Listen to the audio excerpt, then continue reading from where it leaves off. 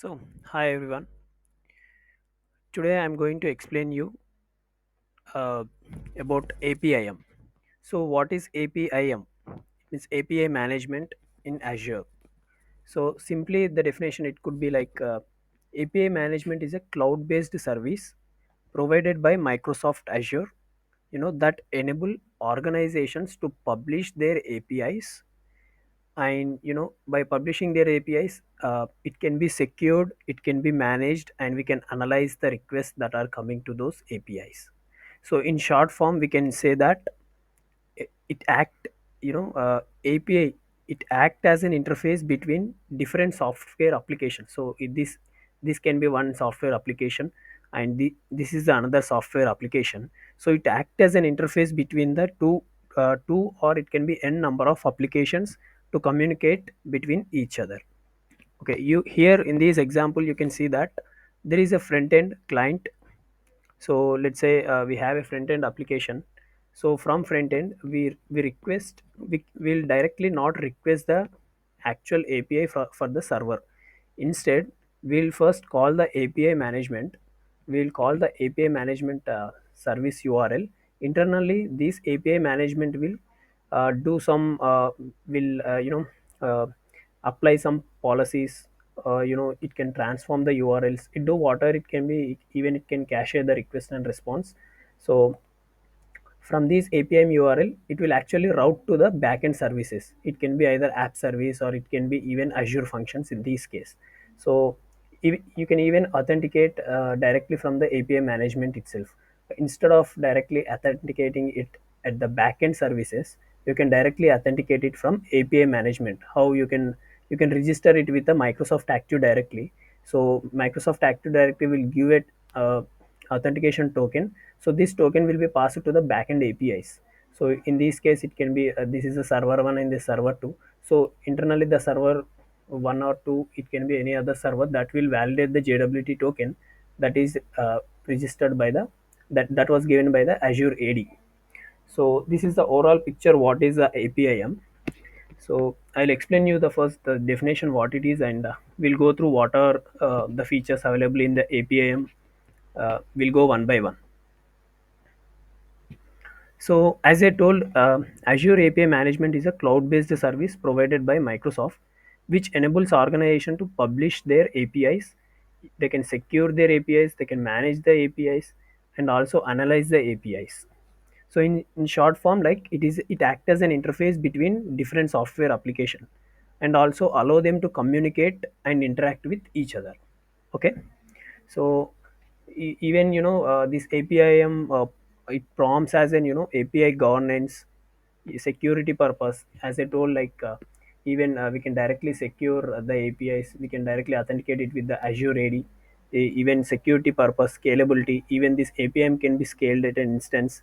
If the load is more, like it can scale. So so it actually allow the external developers, other external developers, uh, not to directly interact with our backend APIs. So it act as an interface, or it act as a medium for the APIs. Okay, so let's see the features. What is APM providing the features? So first, APIs, an Azure API management APM provides a platform for managing and exposing an APIs. We can have multiple APIs inside this API feature. So each API can have multiple action methods. It can be like get request, post request, put method. So there can be different methods for each APIs. Okay, yeah. uh, it means like simply like while Azure APM itself is not an API, don't think that Azure APM is an directly it's an API. It's not an API. It allow you to create, host, and manage the multiple APIs from different servers. Okay, so you can create the APIs, you can version the APIs, you can secure the APIs by using Azure AD, or you can validate the JWT tokens. You can even publish the APIs. Okay, first internally you can develop the APIs for your development purpose, then you can publish it later on if everything is working fine. So another feature is like a developer portal. So Azure APM includes a developer portal that serves as a service interface for developers to discover and consume your APIs. It's simply like who are the developers. Let's say you guys are the developers, so you can create your own interface in the Azure APIM to communicate with those APIs. Okay, so this portal will provide documentation or interactive API console. Even you can code simple, and so you can also create one or two buttons to for the subscription management. Here you can see that the sign up button. So all these are customizable. You can customize the entire portal as per your request. Okay, fine. Next we'll go with the another features. So what is Azure APIM policies? Okay, this is the main concept of the Azure APIM. So policies. So what are policies? Policies are powerful feature that allow you to customize and control the behavior of APIs within APIM. Okay, it allows you to control the behavior of APIs within APIM. So these APIs are basically like XML based statements. Okay, so you can also write the policies directly from the portal.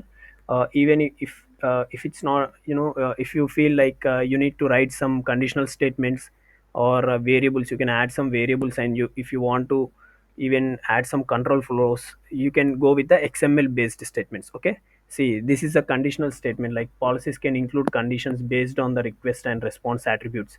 So whenever we are sending the request, so it's not like directly we'll send the body.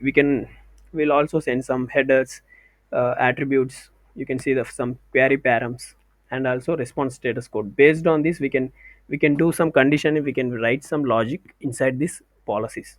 Even statements, you can write some multiple statements. Like this can include tasks like modifying the headers, statements like modifying the headers and transforming the payloads. We can also transform the payloads, like whatever the request is coming from the front end API. So directly we are not going to send it to the backend. We can even transform the payload internally in the API itself. Okay, and even adding authentication, we can add the authentication as well. I mean to say, we can validate the JWTs. If the front end application is giving us the token, you can validate those token. And also coming to variables, so policies support variable that can hold multiple values during the execution. uh, in general ways, what we'll do with the variables, we'll hold some static content, right? I mean to say, like it can be numbers or strings. In the same way, even XML, these policies can hold these variables some value. It can be boolean or anything. It could be. So using that variables in the another statements or in the next statements, we can use the variable for the transforming the payloads or whatever it may be. Okay, generally, it allows you to store and retrieve information from the request and response. We can simply say these variables can use it to be store the request, store the attributes or the query params that are getting from the request. So even control flows, simply it can be, for each loop. It's simply like a loop. You can also loop throughout the request. If say we have a request with some list of students, we can loop through all of those students by using for each condition. You can add some conditions based on the if and also choose. Let's see, I have created a sample request, sample XML policy, so that which includes all these conditions, statement, variables and control flows. You can see this is a variable. As I told, we can use the variable to store some to store some values. Like I'm creating a variable name. So here is mobile variable. Variable name is mobile, and it is storing the value from the context request. You can see the context request headers. It is getting the value from the request headers. Okay, so even choose is nothing but the control flow. As I told, choose is nothing but a control flow. Even you can write the statements inside the control flows. See, one or more policy statements to be applied here. It can be n number of statements that you can write. It's your wish. Okay, so this when is nothing but if condition, simply like a if condition. Okay, if and if, else and else. So in this way, XML policy they have designed in this way. When with a condition, if condition that doesn't met, it goes to otherwise and end otherwise. Okay, it's simply like a HTML tags. You can understand, right? Okay, You can end the choose. These are the inbound policies. We simply, there are two types of policies: inbound policies and outbound policies. Okay, inbound policies are nothing but whenever the request is coming from the front end, before it is reaching out to the back end, okay, we are transforming the request. That is what the inbound policy. And what are outbound policies? Before, once we receive the response from the server, before we are sending it to the front end, we'll transform the response. That is what the outbound policies. Okay, here I'm using some condition. This, even if you see this control flow for each, I'm using the for each statement.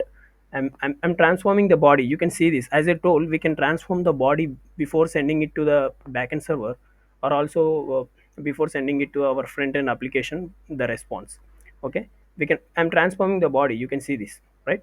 So this is a simple XML statement that I have prepared for you to achieve all these four conditions, four policies like condition, statement, variables, and control flow. Okay, fine.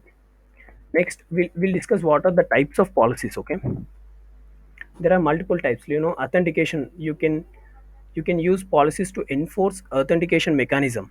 I mean, you can validate the API keys, or also you can add OAuth tokens as well to authenticate the users. Okay, see, this is the policy name in the APIM, validate JWT. Next, rate limits. Policies allows you to define rate limits to control the number of requests. It's simply, we can say that we can control the request and each per unit of time. In, let's say, in 60 seconds, we should allow only 100 number of API calls. So that kind of conditions we can add it in the rate limit by key policy. Next, caching. You can configure policies to ensure response caching. Okay, you can also cache the response, whatever we are getting from the backend server, to decrease the load time, and also it will increase the performance. Okay, transformation. As I told, we can transform the policies, right? We can transform the payload. If you see in the previous image that I have shown to you in the XML statements, here I am transforming the body in the outbound policy. I mean, I got the request, I got the response from the server. Before sending it to the front end application, let's say our web application, I'm transforming the response and I'm sending it back. So this is what we can achieve it. Next, logging analytics. Policies can use it to log information and request and responses. I mean, you can capture some specific metrics for analysis purpose also, for the future use. Fine. So these are the few examples of policy examples. Okay, next we'll go with the another feature of the APIM is a products. A product can hold multiple APIs.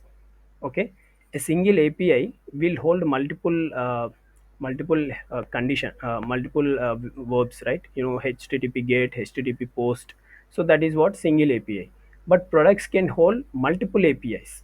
Okay, Eh, let's see the condition. Let's see the statement. Products are key components used for organizing and managing APIs. Okay, APIM products provide a way to package and present APIs to developers. Okay, a product is nothing but, simply it's nothing but a combination of APIs. Okay, let's say what are the features that are available in the products.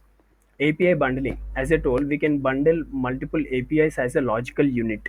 Okay, we can bundle them as a logical units. It's simply nothing but grouping related APIs. You can provide developers, with a unified experience. That is what we can say. And also with those grouping, with those group of APIs, developers will consume those APIs easily. So next, access control and subscription. Okay, APM products act as a gateway for controlling access to APIs. It's simply, we can say, you can define access policies and subscription plans, and also allow the you can allow the developers to enforce authentication, authorization, and usage limits, call limits, rate limits. That is what we can do. Even we can add some subscriptions, subscription checks. That is what. Next, versioning and lifecycle management. Okay, products support versioning of API allows you to release updates while maintaining backend compatibility for existing consumers. Okay, you can manage the lifecycle of APIs within the product. Okay, including you can destroy the APIs, you can recreate them, you can retry them, and you can introduce the new versions. Okay, directly before releasing the versions, you can test the APIs inside these products. If everything is working, so you can release a new version of that product. Okay, that ensure that you are not making your APIs down. So directly you are not exposing to the server. So first you are testing it in the product, then the developers they used to expose it, release a version. So analytics and reporting, APM products provide analytics and reporting capabilities. Okay, it means like you can track usage of metrics such as API calls, errors, and response time at the product level. Okay, fine. This is all about API products. You got it right? Okay. In the next video, I'll explain you how to create an APIM in Azure portal, and I'll explain you clearly what are APIM policies. I'll show you step by step, and also how to implement the API policies for authentication or rate limit caching, and even we'll transform somebody. Next, I'll show you the products. What are the products in the APM? Before that, even I'll show you at last what is a developer portal in APM. What is the use of this developer portal and how we can make use of it for the development purpose internally. Okay, fine. If you have any questions, just let me know in the comments, and please subscribe to my channel. Like, we'll post continuous videos in the next coming series. So if you want to know how to create an APM, you can watch my next series. Thanks. Any comments? I'm really welcome for that. I'll give some response by using your comments. Thank you.